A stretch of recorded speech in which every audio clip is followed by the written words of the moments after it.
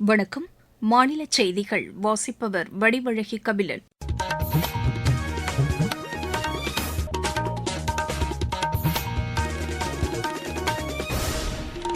தலைப்புச் செய்திகள். செயற்கை நுண்ணறிவு தொழில்நுட்பத்தை நல்ல நோக்கத்திற்காக பயன்படுத்த வேண்டியதன் அவசியத்தை பிரதமர் திரு நரேந்திர மோடி வலியுறுத்தியுள்ளார். தமிழகத்திலிருந்து புவிசார் குறியீடு பெற்ற ஜவ்வரிசி கனடாவுக்கு ஏற்றுமதி செய்யப்பட்டுள்ளதற்கு மத்திய அமைச்சர் திரு பியூஷ் கோயல் வாழ்த்து தெரிவித்துள்ளார். சத்ரபதி சிவாஜி நீதி, தைரியம் உள்ளிட்டவைகளின் அடிப்படையில் நல்லாட்சி புரிந்ததாக மத்திய இணையமைச்சர் டாக்டர் எல் முருகன் புகழாரம் சூட்டியுள்ளார். தமிழகத்தின் கடன் சுமை 5 லட்சம் கோடி ரூபாய் அளவுக்கு அதிகரித்துள்ளதாக அஇஅதிமுக பொதுச் செயலாளர் திரு எடப்பாடி பழனிசாமி குறை கூறியுள்ளார். பெங்களூரு சர்வதேச டென்னிஸ் போட்டியில் இந்தியாவின் வைஷ்ணவி அட்கர் காலிறுதிக்கு முன்னேறியுள்ளார். இனி விரிவான செய்திகள். செயற்கை நுண்ணறிவு தொழில்நுட்பத்தை நல்ல நோக்கத்திற்காக பயன்படுத்த வேண்டியது அவசியம் என்று பிரதமர் திரு நரேந்திர மோடி தெரிவித்துள்ளார். செயற்கை நுண்ணறிவு தொழில்நுட்ப தாக்கத்தின் உச்சி மாநாட்டை இன்று புதுதில்லியில் தொடங்கி வைத்து பேசிய அவர், செயற்கை நுண்ணறிவு புள்ளி விவரங்களுக்கான கட்டமைப்பை உருவாக்கி அதன் அடிப்படையில் முறையான பயிற்சி அளிக்கப்பட வேண்டும் என்று வலியுறுத்தினார். செயற்கை நுண்ணறிவு புள்ளி விவரங்கள் துல்லியமானதாகவும் நம்பத்தகுந்ததாகவும் சமநிலையிலும் இருக்க வேண்டும் என்றும் அவர் குறிப்பிட்டார். செயற்கை நுண்ணறிவு தொழில்நுட்பத்தின் பயன்கள் நம்பிக்கை மிகுந்ததாக அமைய வேண்டும் என்றும் அவர் கூறினார்.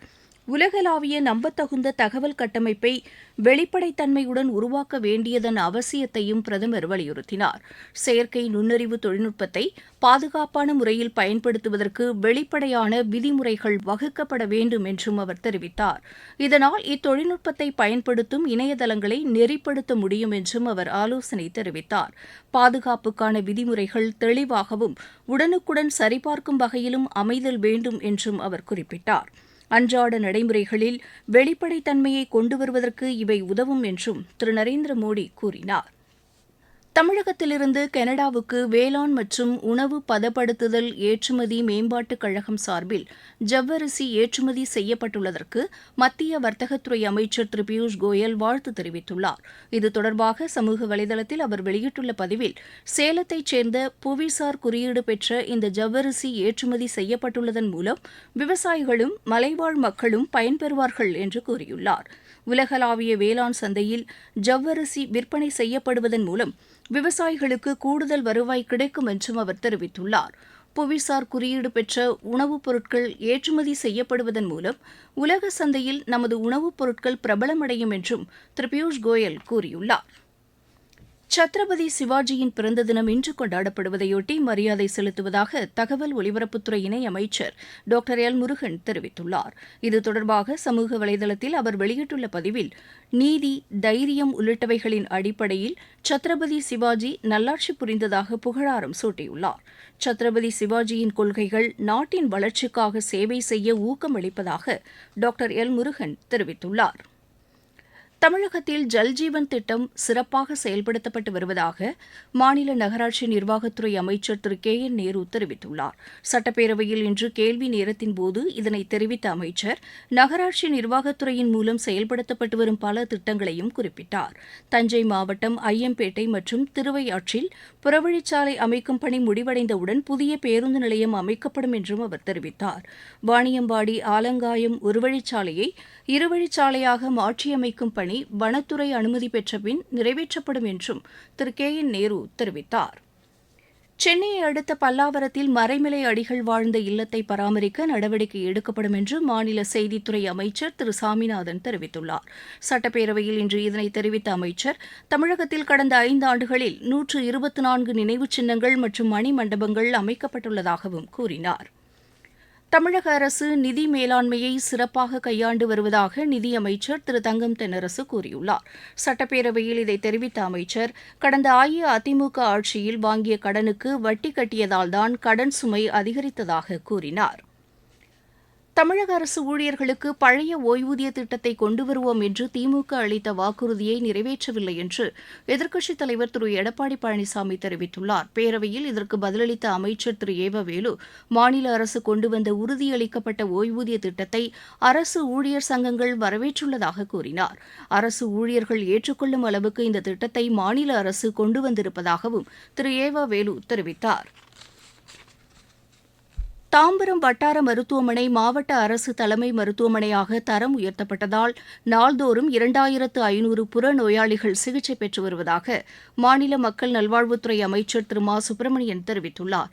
சட்டப்பேரவையில் இதை தெரிவித்த அமைச்சர், இந்த மருத்துவமனையில் புற்றுநோயால் பாதிக்கப்பட்டவர்களுக்கான ஆதரவு சிகிச்சை மையம் நேற்று தொடங்கப்பட்டுள்ளதாக தெரிவித்தார்.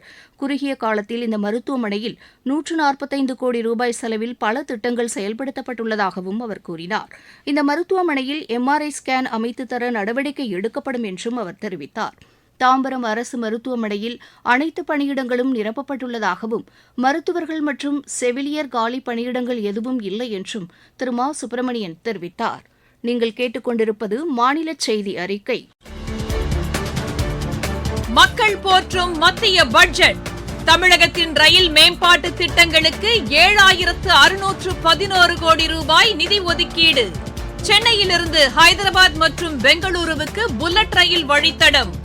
தென்னை விவசாயிகளுக்கான ஊக்குவிப்பு திட்டம். ஆதிச்சநல்லூரில் சர்வதேச தரத்திலான கலாச்சார மையம். பொதிகை மலையில் மலையேற்றத்திற்கான வழித்தடம். பழவேற்காடு ஏரியில் பறவைகள் காட்சி மையம். மாவட்டம் தோறும் மகளிர் விடுதிகள். தமிழகம் மட்டுமின்றி நாடே போற்றும் மத்திய பட்ஜெட். வளர்ச்சியடைந்த இந்தியாவிற்கான பயணத்தில் மோடி அரசு. தொடரும் சீர்திருத்த நடவடிக்கைகள். தமிழகத்தின் கடன் சுமை 5 லட்சம் கோடி ரூபாய் அளவுக்கு அதிகரித்துள்ளதாக அஇஅதிமுக பொதுச் செயலாளர் திரு எடப்பாடி பழனிசாமி குறை கூறியுள்ளார். சட்டப்பேரவையில் இன்று இதனை தெரிவித்த அவர், மாநிலத்தின் நிதி நிலைமையை சரிசெய்ய அமைக்கப்பட்ட திரு ரகுராம் ராஜன் குழுவின் யோசனைகளின் நிலை என்ன என்பதை அரசு தெளிவுபடுத்த வேண்டும் என்று கூறினார். நிதி பற்றாக்குறை மட்டுமன்றி வருவாய் பற்றாக்குறையும் இருப்பதாக அரசு கூறுவதாகவும், இது மாநிலத்தின் வளர்ச்சியை பாதிக்கும் என்றும் திரு எடப்பாடி பழனிசாமி கூறினார். பிஜேபி மூத்த தலைவரும் பிரதமருமான திரு நரேந்திர மோடி தேர்தல் பிரச்சாரக் கூட்டத்தில் பங்கேற்க அடுத்த மாதம் தமிழகம் வர உள்ளதாக பிஜேபி கூறியுள்ளது. திருச்சியில் இன்று செய்தியாளர்களிடம் பேசிய பிஜேபி மாநில பொதுச் செயலாளர் திரு கருப்பு முருகானந்தம், தமிழகத்தில் 3 இடங்களில் பிரதமர் பொதுக்கூட்டத்தில் உரையாற்ற உள்ளதாக தெரிவித்தார். மார்ச் 1ஆம் தேதி மதுரையிலும், 7ஆம் தேதி வேலூரிலும், 11ஆம் தேதி திருச்சியிலும் பொதுக்கூட்டத்தில் பிரதமர் உரையாற்ற உள்ளதாக அவர் கூறினார். மாவட்டச் செய்திகள். காஞ்சிபுரத்தில் பிற்படுத்தப்பட்டோர் மற்றும் மிகவும் பிற்படுத்தப்பட்டோர் விடுதி மாணவர்களுக்கான வழிகாட்டி பயிற்சியினை மாவட்ட ஆட்சியர் திருமதி கலைச்செல்வி மோகன் இன்று தொடங்கி வைத்தார்.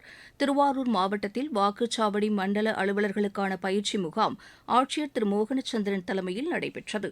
திருச்சி மாவட்டம் லால்குடி அருகே தடை செய்யப்பட்ட 1981 கிலோ புகையிலைப் பொருட்களை காவல்துறையினர் பறிமுதல் செய்தனர்.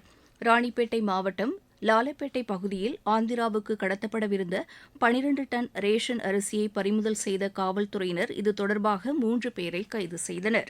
தமிழக அரசின் தொழில் முனைவோர் மேம்பாடு மற்றும் புத்தாக்க நிறுவனம் சார்பில் சென்னையில் தொழில் முனைவோருக்கான பயிற்சி வரும் 25ஆம் தேதி முதல் 27ஆம் தேதி வரை நடைபெறவுள்ளது. விளையாட்டுச் செய்திகள். பெங்களூருவில் நடைபெற்று வரும் சர்வதேச டென்னிஸ் போட்டியில் இந்தியாவின் வைஷ்ணவி அட்கர் காலிறுதிக்கு முன்னேறியுள்ளார். மகளிர் ஒற்றையர் பிரிவு காலிறுதிக்கு முந்தைய சுற்று ஆட்டத்தில் அவர் 2-6, 6-4, 7-6 என்ற செட் கணக்கில் ஜப்பானின் மை ஹொண்டமாவை வென்றார். சிங்கப்பூர் ஸ்மாஷ் டேபிள் டென்னிஸ் போட்டியின் முதலாவது தகுதிச் சுற்று ஆட்டத்தில் இந்தியாவின் மனுஷா, சத்யன் ஞானசேகரன், யசஸ்வினி கார்படே ஆகியோர் வெற்றி பெற்றுள்ளனர். கான்பெராவில் நடைபெற்ற இந்தியாவுக்கு எதிரான 2வது மகளிர் டுவெண்டி கிரிக்கெட் போட்டியில் ஆஸ்திரேலியா 19 ரன் வித்தியாசத்தில் வெற்றி பெற்றது.